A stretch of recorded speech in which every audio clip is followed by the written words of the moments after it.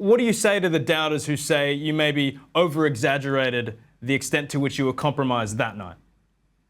I don't know based on what can actually make people think that, you know? So it's like, to me at this point, it's just like, I just have fun with it. It's like, you really think that was an act? Okay, then give me my nomination, and I can't wait to accept my awards at the Oscars. So that's really all you can do, because at this point, it's just words coming from people that have no experience for the most part. And even some fighters that were saying like, what kind of throwing a little shade my way, but I'm like, I've seen you and I've done things to you, and I've seen people do things to you that I don't know if you should be the one talking about toughness. You know, they say the strikes that you don't see are the ones that hurt the most. And it was a fight-ending knee strike that he threw, and I did not see it coming. So for anyone to tell me how I should have acted, I guess they were just upset I wasn't knocked out cold. I'm glad I wasn't knocked out cold, because that could have been even worse, you know? So there's a bunch of people. And at the end of the day, it's like I fought a lot of these guys who talked a lot of shit. And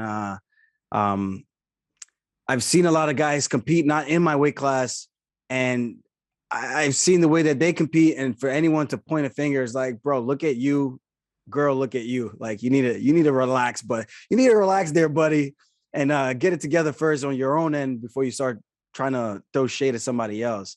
Speaking of all that noise, because it has been so long and there have been so many words exchanged between you and Petr, are you going to this fight more emotional than you were before? I wouldn't say it's more emotional. I fight with emotion. I'm a very emotional person in the sense of like pride. I don't like losing.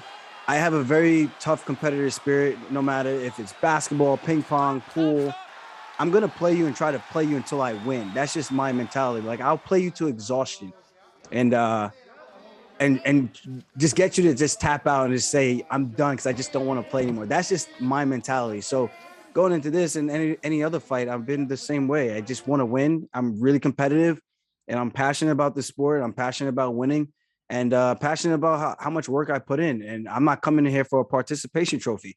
I'm coming here to rob the bank. So Vegas, I'm sorry, man, but I'm cleaning up and I'm going home a very, very rich man. I can't wait for this one. You submitted Corey within one round. Do you feel as though that's the key to victory for you this weekend? I mean, people were calling Petr, they were heralding him as the best boxer in the UFC after that fight, but do you think grappling is the key to success here? Oh, 100%. Yan is a tough dude. He does a great job of deflecting strikes. He has good kicks, fast hands. He throws quick combinations if you give him the opportunity, if you stand right in front of him. We see that with the Uriah Faber fight. Now you blend in the wrestling. What's going to happen when he's fighting a guy at 100% and not a shell of himself who can take him down and sustain that energy and that output for 25 minutes or less? Because I don't plan on fighting for the entire 25. I'm planning on taking my check and making an early night and getting him out of there. So are we expecting another round one finish or maybe round two? Oh, that would be beautiful. That's what I'm gunning for. In my head, I already got it envisioned. Going out there, put the pressure on.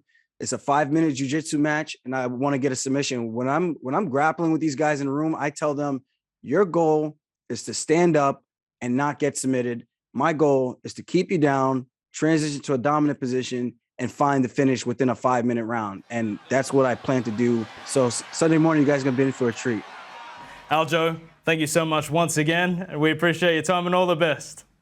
Thank you, guys. I appreciate you. Yeah, there he was, the Funk Master.